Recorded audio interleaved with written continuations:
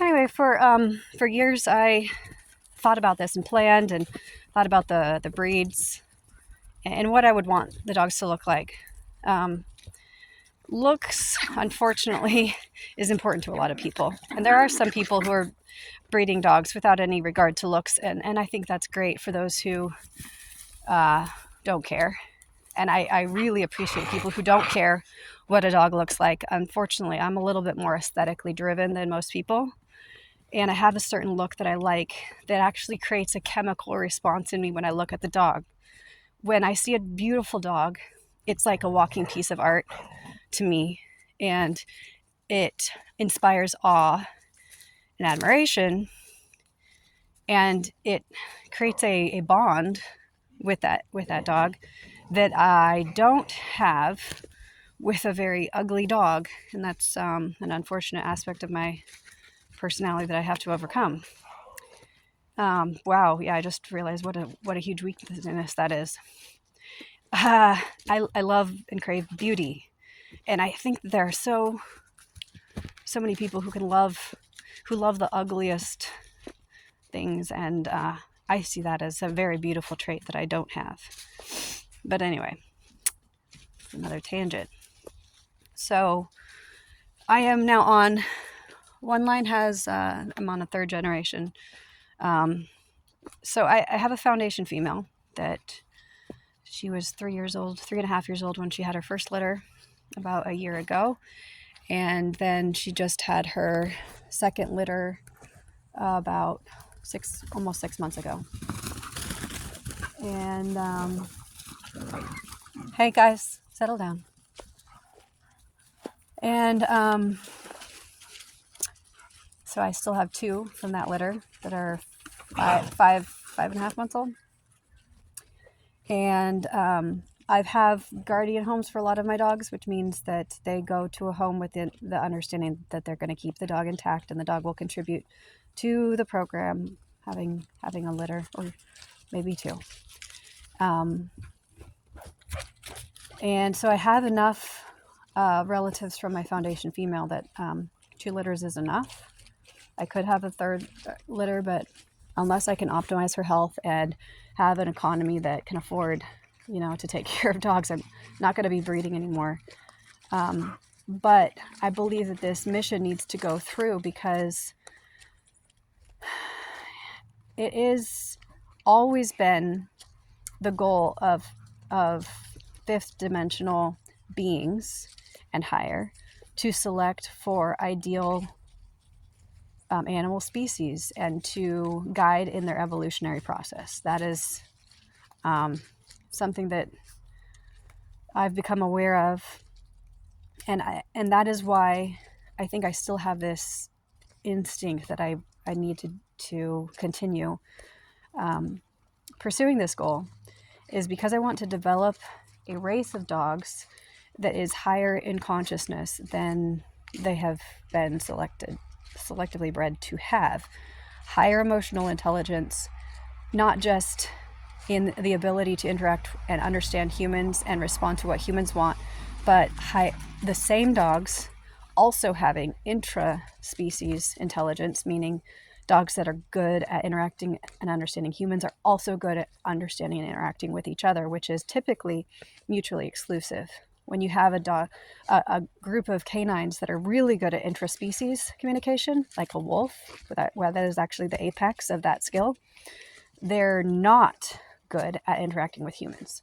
And then the opposite is true. Those that are even ideally optimized for interacting with humans, they're less ideal interacting with dogs, except for golden retrievers and spaniels and those type.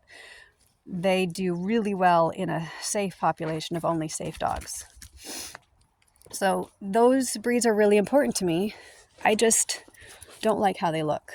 And they also are prone to certain disorders because of their emotional sensitivity. Golden retrievers are highly prone to cancer because they absorb so much negative energy. They're so empathic. They're prone to immune problems, ear infections, and they also smell. All of those breeds have an oily, greasy type of a substance that harbors bacteria in their ears, in their coat, their skin, prone to hot spots, and just the greasy, smelly nature of their coat is incredibly repulsive to me. And so I want the personality, the temperament of these dogs without the physical characteristics of them. I prefer the cleaner coat of like a Shiba Inu, where they're a lot more cat-like in their cleanliness. They're more poised. They're not derpy. I like dogs that don't waste movements. They're dignified and poised and more, I guess, calm and serious in nature. They're not so needy for affection. But if you get a nice balance in between those two, you can have a very optimized personality. So I'm looking for a very nice balance between aloof and affectionate, praise driven, but not so much that they're constantly watching your every move to wait to see what you're doing. When they're so codependent, they are prone to depression. And I believe that golden retrievers, labs, and spaniels have been selectively bred to have a predisposition for codependency and depression. And therefore, they don't do well when left alone. They develop, what's the word? Anxiety when they're left alone. Can't remember the word. Separation anxiety. I like dogs that you can get them a companion so that when you're busy doing other things, they're not following you around or they're not depressed, but they can enjoy their own kind. I think it's really important that dogs be able to interact and understand each other, and they have a more higher quality of life when they have this dynamic. So dogs that are antisocial and very fearful or reactive, if you can find them a dog play partner who understands them and is careful and gentle, their outlook on the world is highly improved. And you can see that in how they act in public with other dogs after they've developed a trusting relationship with at least one dog. So that was always my approach, is to slowly build a dog's trust in at least one other dog, and then gradually expand their circle so that they felt like the world wasn't out to get them.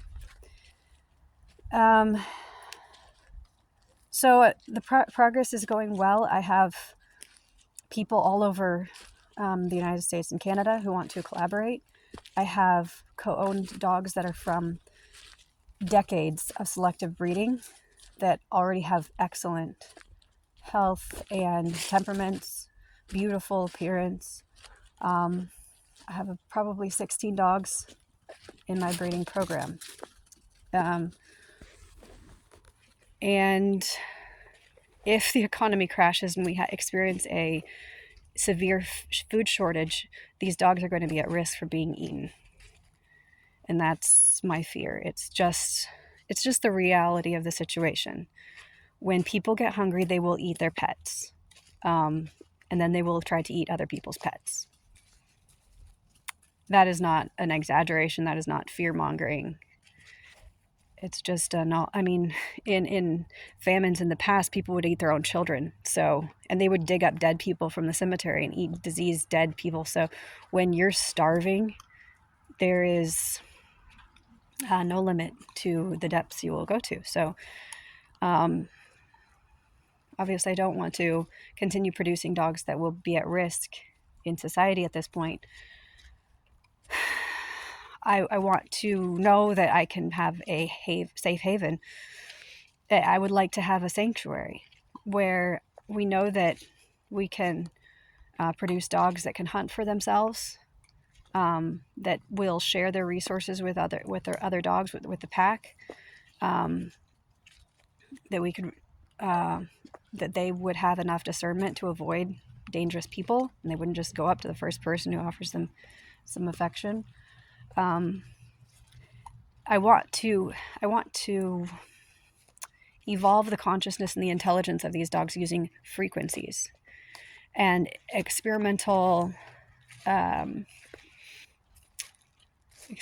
methods that are designed to help people who don't have a belief system or a desire or will to change, because dogs don't have a belief system, and you can't convince them to change by using reasoning. If they change, you have to use very basic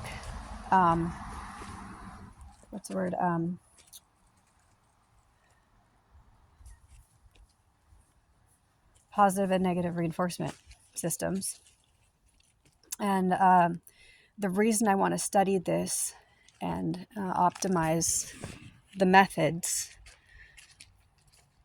is because I want to work with criminals and mentally ill and ultimately demonic forces, because that's my mission here on earth, is to work with once the evil forces, the reptilians, the demons, completely reach rock bottom of their descent into darkness, which surprisingly they have not reached yet. That is only going to be reached once all their victims have been freed. Once they have no more victims and they have no more source of positive energy from their subjects, their slaves, they will be left without any of that food to eat, and they will be starving, and they will finally have the ability to understand the depths to which they have fallen, and they will have time to think about their decisions, which they have not done. They have been so focused on feeding themselves and enslaving humans so that they can continue to have their source of energy that they haven't had time to realize what they've become. And once they do have that ability, the Bible predicts 1,000 years at which they will not have any subjects. And the verses have been, I believe, misinterpreted, but that is what I believe is going to happen when they'll be chained in the bottomless pit. Basically, that is referring to being enslaved by their own, I guess, inability to leave and just time to think. And that's when self-awareness will start to dawn on them, and then given the opportunity to experience karmic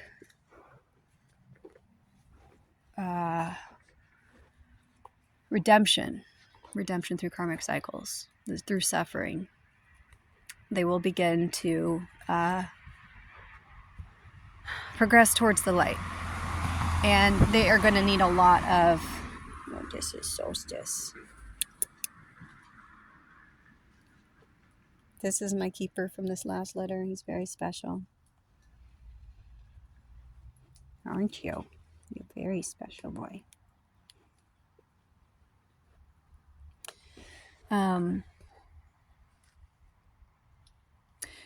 There will be so much self-loathing and hatred and shame and feeling of hopelessness that they will constantly need reassurance from higher beings. And I'm one of those who realize, maybe the first that realize this is my mission. I believe that there are going to be many others that will rise up to fulfill that role. But I need to understand how to help with frequencies, I think, primarily because I believe demons, reptilians are sensitive to frequencies. I believe you can,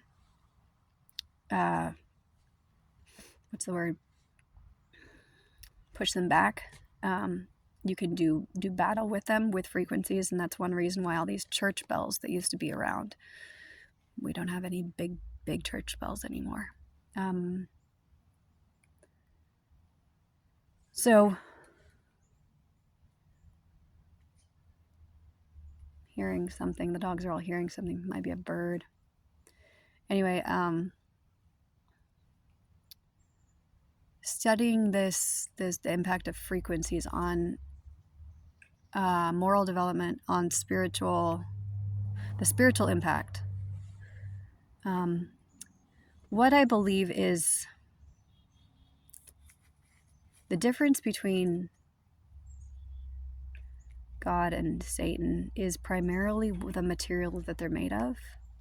God is made of light, which is, and love is the physical manifestation of light. And Satan is made of dark energy, and dark matter is the manifestation of that. And so dark matter and light, I just like matter and antimatter, are opposites, and they destroy one another. But I don't know. I think that light can transmutate dark matter and dark energy and absorb it. I need to know more about that. This is my destiny, is to understand the reality of the nature of spiritual energy and what it responds to, so that we can study on a scientific level and really get better technology that maybe can amplify our individual abilities. I don't know, just have a lot of ideas. But it's really important to be able to experiment on dogs because they don't have the placebo effect, whereas humans do. In fact, about a third of the population, I think it is suspected, has a fairly noticeable placebo effect, which means that their positive expectations actually create the change, and it is not the therapy that creates the change. And so every study has to account for this. Not as well studied is the nocebo effect, which is where a negative expectation creates a negative effect.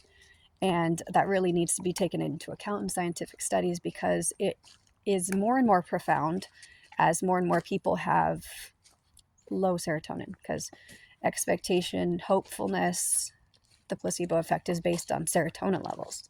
And so I would imagine as serotonin levels are dropping, the placebo effect is dropping and the nocebo effect is increasing, which would mean that very few therapies are actually being effective anymore. Plus, we also have the effect of oxidized cell membranes, which prevent therapies from actually working. Like, for example, drug resistance is caused by this oxidized cell membrane. Things are not getting into the cell that should be, and the cell is dying, is becoming hypoxic because it's not able to excrete the byproducts of just energy metabolism. So we're seeing just more frequent system-wide failure going on in organisms today because of the oxidative stress that we're dealing with. So understanding how to reverse that solstice, how to combat parasite infections, biofilm resistance, which is what causes antibiotic resistance. It's biofilm. We're dealing with a lot of complex issues in biology. And if I'm going to be staying on this dark timeline, not ascending to the new earth, then I need all the tools that I can get. And dogs are part of that discovery process, as well as the end product that is going to help people. Oh, we got to owie.